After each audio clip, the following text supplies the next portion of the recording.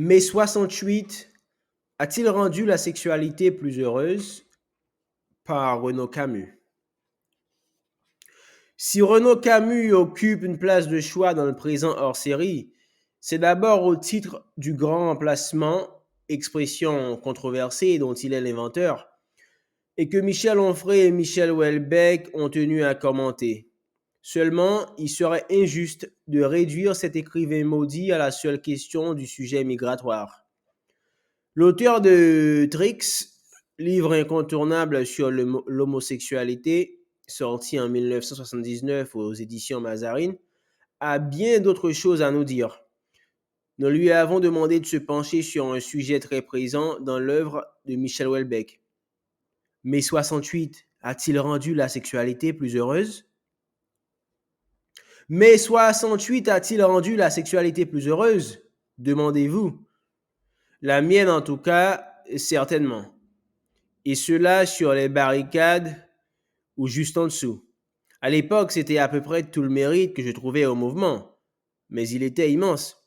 Pour le reste, je suis de ceux qui passèrent des barrières de pavés à la manif gaulo-malrussienne du 31 mai et retour. Je voulais bien changer le monde, mais pas au profit de la SFIO et de Waldeck Crochet. Si c'était pour le remplacer par Gaston Defferre, autant garder le général. Plus heureuse maintenant, c'est peut-être beaucoup dire, mais plus drôle, certainement, plus joyeuse sur le moment et surtout beaucoup plus active. Cependant, on dit mai 68. C'est une date de convention, utile, mais dont les vibrations, comme celle de 1789, se font sentir 30 ans avant elle et 30 après. On dit libération sexuelle, bien sûr. Cependant, je puis témoigner qu'à la belle saison de 1967, pour ne pas remonter trop loin, les jardins du quai Branly, à 2 pas de la Tour Eiffel, à Paris, étaient toutes les nuits le théâtre d'orgies homosexuelles plus enlevées et plus gaies que tout ce que j'ai pu observer par la suite, je crois bien.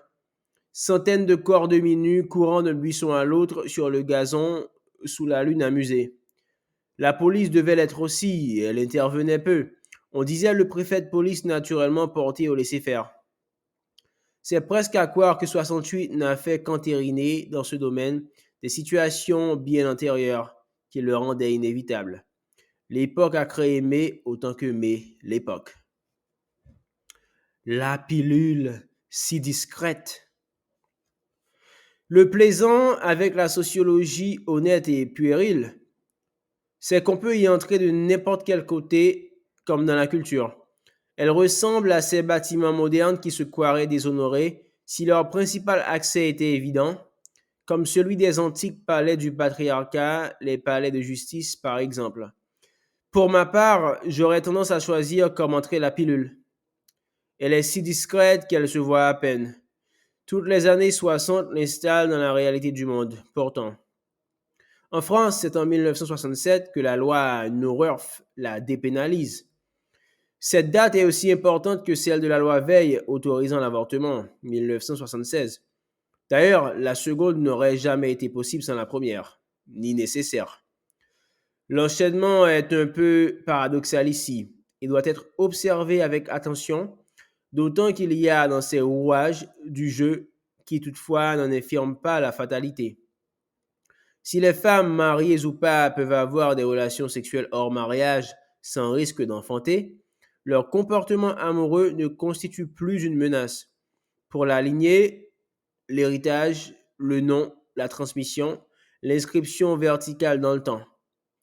Or, cette menace était la raison principale du fossé qui séparait depuis toujours la sexualité masculine, assez libre, au moins par comparaison, de la sexualité féminine étroitement soumise à la nécessité que les enfants des hommes soient bien leurs enfants à eux et pas ceux d'autres hommes.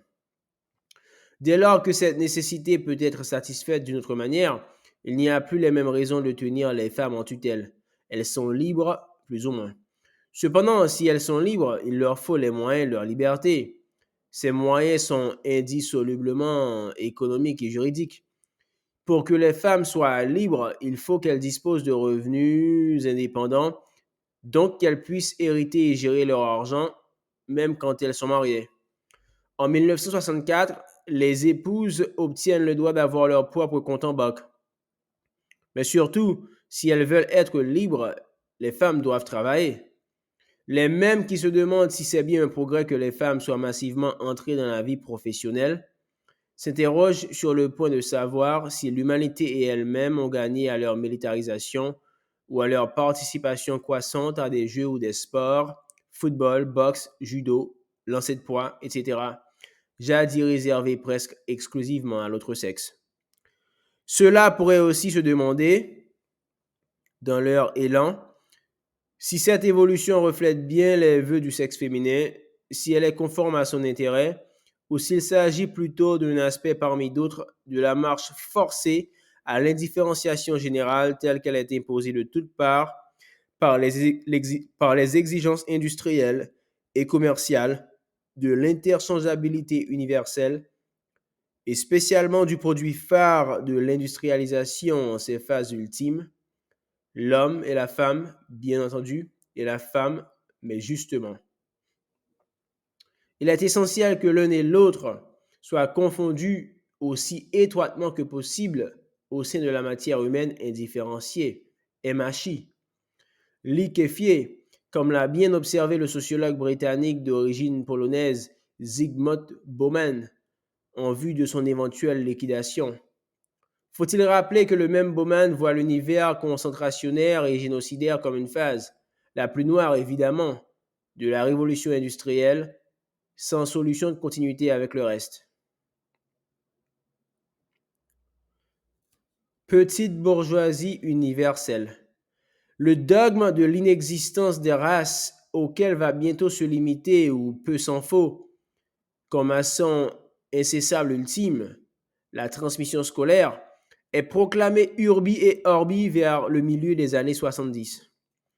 Il est à peu près exactement contemporain de l'instauration en France, loi Abi, 1975, du collège unique, qui consacre l'objectif implicite d'abolition des classes, lesquelles pourront subsister vaguement comme de pures strates économiques, de plus en plus dépourvues de consistance culturelle et sociale, même s'il est de bon ton de prétendre que les inégalités entre elles vont s'aggravant, ce qui n'est qu'une façon d'appeler à leur fusion toujours plus étroite en la petite bourgeoisie universelle, très justement décrite par Giorgio Agamben comme étant vraisemblablement la forme sur laquelle l'humanité est en train d'avancer vers sa propre destruction.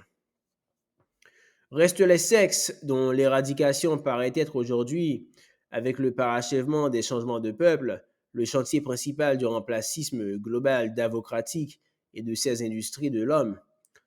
Énorme contradiction ici, et d'abord au sein du nouveau pacte germano-soviétique, la provisoire alliance d'intérêts, chacun espérant pouvoir duper l'autre entre les deux totalitarismes majeurs, le remplacisme global davocratique d'une part, l'islamisme de l'autre.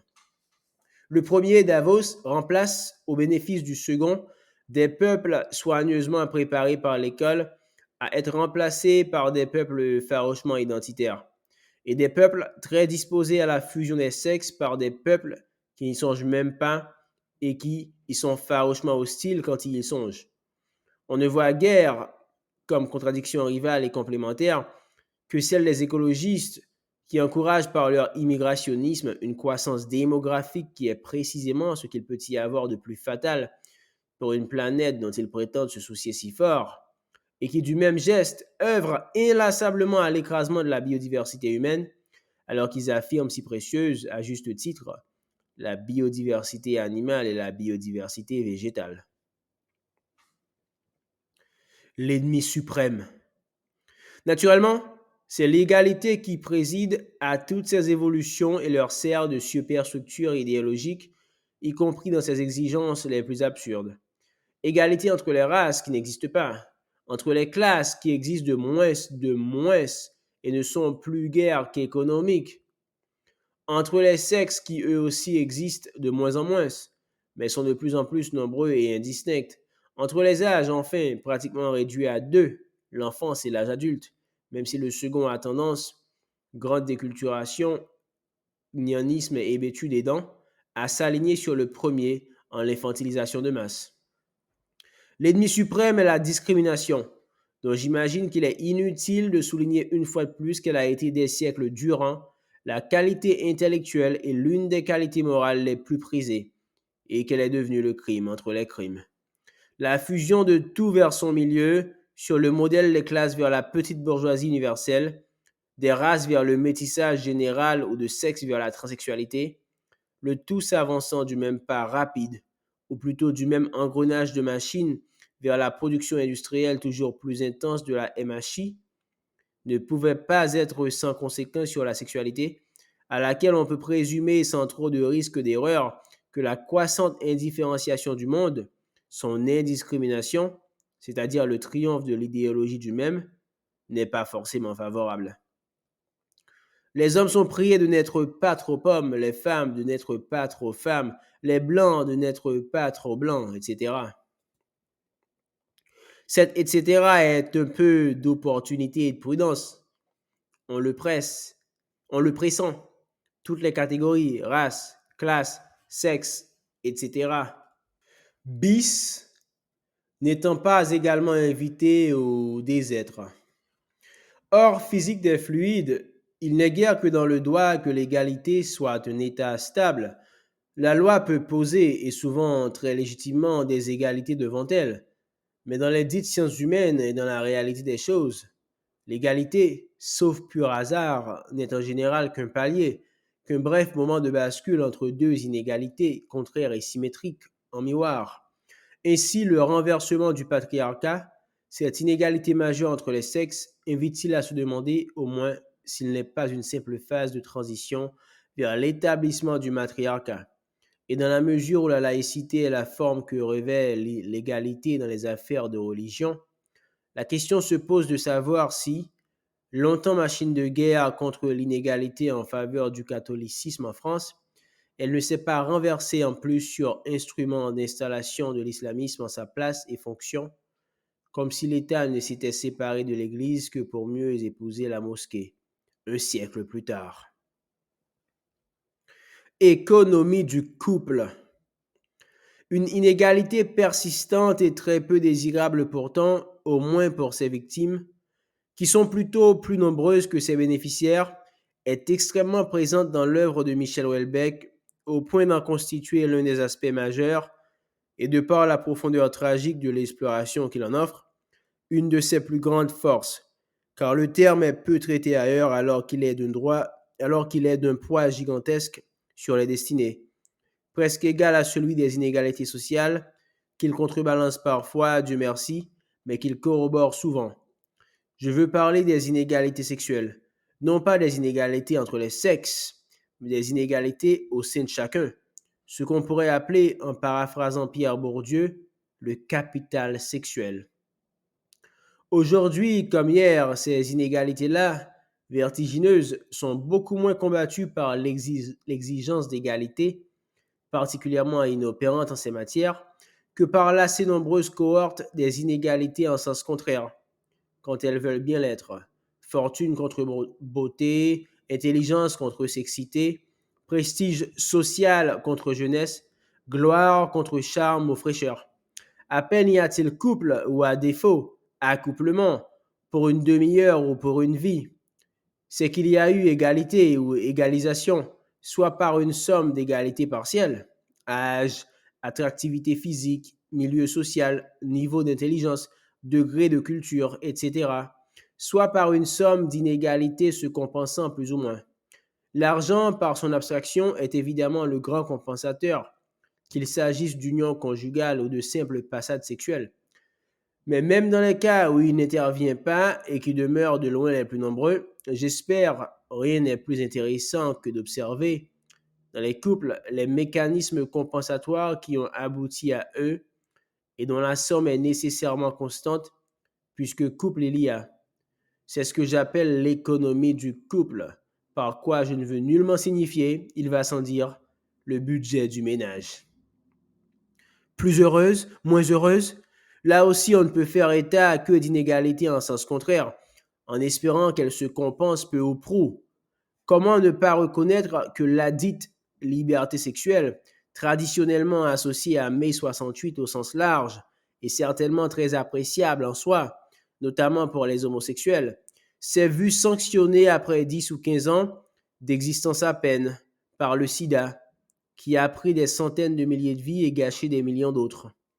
Toutefois, les arrangements antérieurs, et notamment la sexualité de maison close, qui avait été pour ainsi dire la norme à l'ère bourgeoise, en particulier au XIXe siècle, et dont les ravages n'étaient pas beaucoup moindres, non plus que ceux de la vérole avant eux, n'étaient pas sans grave inconvénient eux non plus. L'Église, pendant 20 siècles, s'est donné un mal fou pour réguler tout cela. Elle périt par où elle voulait interdire de pécher. Elle périt par où elle voulait interdire de pécher. Il est assez singulier que pareille horreur et obsession de la chair ait été introduite en Occident par la religion de l'incarnation. Sans doute était-ce précisément parce que le Verbe s'était fait chair qu'à la chair il fallait interdire toute souillure. Néanmoins, on tourne en rond, car pourquoi voir une souillure dans le plaisir? Comme je lui dois quelques-uns des plus grands bonheurs de ma vie et des plus intenses sentiments de la présence. Comme d'autre part, par une chance bien grande, il n'a jamais été associé pour moi au mal, à la nocence, au désir, au plaisir de nuire, à la contrainte, comme au contraire je l'ai toujours vu et vécu comme le rapport social le plus riche, le plus complexe, le plus aimable et le plus doux. J'ai le plus grand mal à comprendre et à prendre au sérieux les érotiques de la transgression, à la bataille, et trouve plus comique qu'autre chose la conviction d'offenser, par la seule pratique de la masturbation, comme dans Histoire de l'œil ou Ma mère, je ne sais plus, un Dieu que je n'ai aucune raison de vouloir outrager. Et si j'en avais une, je m'y prendrais autrement. Donc j'y reviens, j'aurais tendance à dire que mai 68, dans la mesure où il lui a donné beaucoup plus de liberté, a rendu la sexualité plus heureuse. Oui. Tout juste préciserais-je que, pour jouir de cette liberté précieuse, mieux vaut lui consacrer la première moitié de sa vie et se vouer ensuite à la réserve, au célibat, au conjugal ou à l'amour, que de procéder en sens inverse et courir le guidou à 70 ans alors qu'on était chaste ou fidèle à 20 ans. Néanmoins, ce point et deux ou trois autres exceptés, je ne suis pas un amateur enthousiaste de notre époque. La grande question est de savoir s'il est possible d'en soutenir certains aspects. La liberté sexuelle, le droit à l'avortement, l'art contemporain, la technologie, la cybernétique. De souhaiter voir s'en établir d'autres, le droit à la mort volontaire assistée, les limitations de vitesse, la décroissance, tout en rejetant avec horreur les caractères principaux, la grande déculturation, le grand remplacement, l'interchangeabilité générale, l'artificialisation, la familiarité imposée, la disparition du nom, la civilisation des prénoms, le da capo perpétuel, l'effondrement de la transmission, de la lignée, de la longue durée, du temps. En d'autres termes, peut-on faire son choix dans une structure, en vouloir garder certains éléments, tout en refusant véhémentement l'ensemble ou l'inverse, alors que je me suis efforcé de rappeler ici, après tant d'autres, à quel point toutes les pièces étaient étroitement liées et combien le moindre changement ici pouvait entraîner de cataclysmes-là. La démocratisation de la culture, dès lors qu'elle est entendue non plus comme un simple élargissement, mais comme une généralisation, est-elle compatible avec sa survie? Autrement qu'en tant que simple mot, pur nom, culture? L'égalité des hommes et des femmes, dès lors qu'elle n'est plus un jeu d'inégalité en sens inverse, se compensant plus ou moins comme dans les sociétés aristocratiques et encore dans les sociétés bourgeoises, est-elle compatible avec la civilisation telle que l'on connut 30 ou 40 siècles d'histoire de l'humanité? Traditionalistes et féministes sont d'accord pour répondre que non. Et la liberté sexuelle, dont il est assez probable qu'elle est inextinguible et que, dans ces conditions, son principe et sa fin sont la déception, est-elle compatible avec la famille, avec la lignée, avec la transmission, avec tout ce qui fait l'objet de remplacement dans ce que j'ai nommé le petit remplacement, c'est-à-dire en gros le changement de classe de référence pour la culture? Plus simplement, est-elle compatible avec le bonheur, puis qu'aussi bien, c'est sur lui que vous m'interrogez? Ou bien la contrainte en ce domaine tenait-elle le rôle du doigt de l'enfant dans la légende hollandaise, bouchant à lui seul une fuite dans le barrage des polders et empêchant ainsi qu'il ne rompe? On l'enlève, tout le pays est submergé. C'était à peu près l'image, en moins le point de vue de la civilisation chrétienne. Il n'était pas indéfendable, encore que l'Antiquité païenne s'en était passée sans trop de dommages pour la civilisation, ni même pour la cité. Mais la liberté sexuelle ne s'y étendait guère aux femmes. Alignement piteux. Peut-être est-ce la généralisation le problème. Et faudrait-il donner à tout des réponses mesurées au cordeau? Tout qui est pour tous est mort. La culture, la France, l'université, le tourisme, Venise, le Louvre, l'enfant du jugement de Salomon, le mariage. Mais j'imagine que si vous m'interrogez moi, c'est que vous voulez un mot sur l'homosexualité. L'homosexualité, qui porte le semblable dans son nom même, semblait échapper presque par définition à la pulsion sexuelle générale de la différence. En quoi d'ailleurs elle était différente?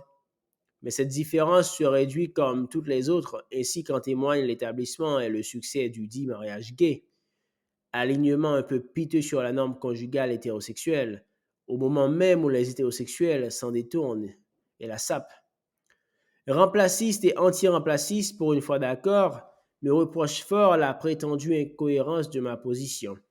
Comment peut-on se prétendre hostile au grand remplacement, demande-t-il, si l'on est homosexuel, c'est-à-dire si l'on ne soutient pas l'effort nataliste des populations indigènes pour résister à la submersion migratoire? Je pourrais répondre qu'être homosexuel n'empêche plus de nos jours, sinon de faire des enfants, du moins d'en avoir. Mais ce n'est pas du tout mon point de vue. Je crois l'explosion démographique le pire des maux qui menace la planète. J'estime parfaitement sage la légère décroissance que pratiquent les Européens, tels qui concourent à l'homosexualité. Les industries de l'homme qui ont besoin pour se maintenir de la croissance constante du nombre de consommateurs remplacent les populations à faible taux de reproduction par des populations à taux élevés. Le problème n'est pas que les Européens ne fassent pas assez d'enfants, c'est que les autres en fassent trop et qu'ils viennent les faire en Europe, où ils consomment bientôt autant que les Européens, de sorte qu'on ne peut plus arguer en leur faveur comme devant de leur moindre contribution à l'effet de serre. Un mot aussi de la pédophilie, bien que le sujet ne me réussisse guère. Comme il est très étranger à ma pratique, mes désirs, par chance, ne m'ayant jamais le moins du doute porté vers les enfants, j'aurais sans doute mieux fait de l'enlever, de l'éviter tout à fait. Y ayant commis quelques phrases maladroites, dont les harceleurs ne cessent de me harceler, je ne pouvais l'aborder que d'un point de vue d'enfant ou d'adolescent, et par des souvenirs lointains, non pas de relations véritables, mais de désirs et de pulsions qui, vers mes 14 ou 15 ans, me portaient volontiers vers de jeunes adultes, ce qui n'est pas très rare, je crois, et nullement propre à l'homosexualité. Je conçois qu'une grande part du débat se concentre aujourd'hui sur la notion de consentement, même si je trouve un peu paradoxal que le consentement sexuel d'adolescents d'âge raisonnable, c'est-à-dire tel que le fixe à peu près la nature, soit tenu pour nul et non avenu, alors que la volonté d'un enfant de 7 ou 8 ans, si je comprends bien, est considérée comme suffisante pour la décision de changer de sexe. De toute façon, le consentement n'est pas assez, même à 14 ou 15 ans. À quel âge que ce soit, qui veut de rapports sexuels seulement consentis, accordés comme une charité après un long plaidoyer, ou bien en échange de faveurs? Tout spécialement dans les débuts de la vie sexuelle, il faut bien plus que cela. Il faut de l'enthousiasme et même de l'initiative, au moins dans les intentions. Je n'ai connu rien d'autre pour ma part, d'ailleurs en vain, environ les années du bac. Quant au respect de la loi, ce n'est pas moi qui inviterai à s'y soustraire, n'en ayant jamais été tenté. Cependant, on sent bien une espèce d'hystérie, des discours qui s'emballent, se braquent, tout emplis du désir non seulement d'avoir raison, toujours raison, mais aussi et surtout d'avoir raison de l'autre. C'est ce que j'appelle les armes absolues de langage, celles qui ne laissent rien de l'objecteur, quelle que soit la mesure ou le modeste bon sens de son objection. À la fabrication de pareilles armes, dont les arsenaux du débat sont emplis, il faut une matière première de malheur ou d'horreur indéniable, ce que d'autres ont nommé le capital victimaire, que l'adversaire imprudent sera toujours accusé de contester ou de considérer avec indifférence dès lors qu'il s'aventurerait inconsidérément dans la zone de tir des forteresses de discours. Masse des violences faites aux femmes, fragilité psychologique de l'enfance, viol, esclavage occidental, colonisation nord-sud, racisme des racistes, univers concentrationnaire, humiliation sociale, domination quelle qu'elle soit, tel qui s'arc-boute sur ses citadelles inattaquables, celui-là ne peut pas perdre. On pourrait encore citer l'emploi, plus efficace parapluie nucléaire contre l'écologie par exemple. Et sur ces impénétrables bastilles, beaucoup s'appuient qui ne doivent pas perdre, dont il est excellent qu'ils ne perdent pas, qu'ils soient entendus et même que leur point de vue l'emporte. L'ennui est que beaucoup d'autres, la majorité sans doute, hélas, un régime de négationnisme généralisé, c'est-à-dire dans les sociétés tout entières organisées sur la négation, sur la dénégation, sur l'occultation de leur phénomène principal, ne s'appuient sur elles que pour asseoir leur pouvoir ou celui qu'ils servent, ces pouvoirs fussent-ils criminels, génocidaires, substitutionnistes ou liquidateurs. Un MeToo généralisé. J'avais jadis pour théorie que la répression était en quantité constante, qu'elle s'alourdissait ici quand elle s'allégeait là, que par exemple, elle s'aggravait dans le champ politique quand elle se relâchait dans le champ sexuel. Ce fut peut-être vrai à un moment, alors que prospérait encore la liberté sexuelle issue de mai 68, tandis que se forgeaient les outils répressifs voués à forclore toute objection au grand emplacement. Ce ne semble plus l'être aujourd'hui. Au contraire, bien loin de se nuire, les répressions politiques et sexuelles semblent s'épauler, comme elles l'ont fait souvent dans l'histoire des hommes. Ainsi, à mesure qu'il est plus interdit et plus dangereux de s'aviser du changement de peuple et du changement de civilisation qu'il implique, leurs effets se font plus lourds sur la liberté des mœurs et sur la liberté tout court, à commencer par la liberté d'aller et venir sans se faire importuner, attaquer, étrangler ou violer, surtout pour les femmes, naturellement. D'étranges alliances s'établissent entre dominants de jadis, devenus dominés par la force des choses, et dominés historiques, devenus dominants par la faveur de Davos, de ses directeurs locaux, de ses journaux et de ses juges. Selon le mécanisme que j'évoquais plus haut, celui des armes absolues de langage, il n'est pas jusqu'à la défense de la liberté qui ne puisse devenir instrument de répression, d'oppression ou simplement d'ankylose, voire de pétrification pour les corps et pour la pensée. Dès lors que tout le monde peut être victime, tout le monde peut être tyran, c'est le MeToo généralisé. Bien calé sur les vérités incriticables, de préférence épouvantables, la répression étend son emprise dans des combats toujours plus larges. Il y a retour de bâton. Les mecs de 25 ans qui draguaient que des meufs de 18, pile parce que vous aimeriez bien plus jeune, mais c'est interdit. On vous voit. Lisais-je la semaine dernière sur un réseau social. La popularité actuelle de cette on vous voit, panoptique et big brotherienne est significative. Et aujourd'hui même, c'est au tour d'un joli YouTuber à succès de se faire taxer de pédophilie, rien de moins, pour avoir eu à 25 ans des relations sexuelles tout à fait consenties avec une fille de 16 ans.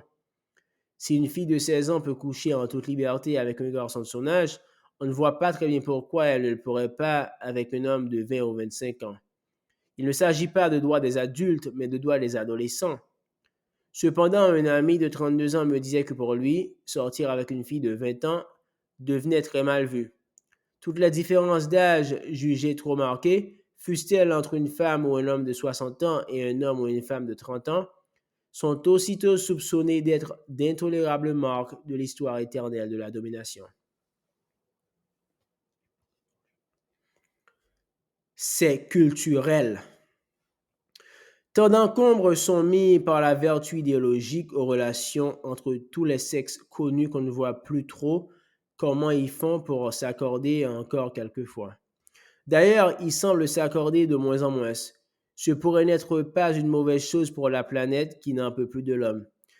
À ceci près qu'à force de décourager les scrupuleux, les prudents, les paranoïaques, les innocents, les effrayés de mal faire et d'être mal vus, les persuadés de leur indignité, on risque de n'avoir plus dans le champ, en guise de remplacement, que les violents, les innocents, les déséquilibrés, les trop sûrs d'eux sans foi ni loi, violeurs, égorgeurs, assassins.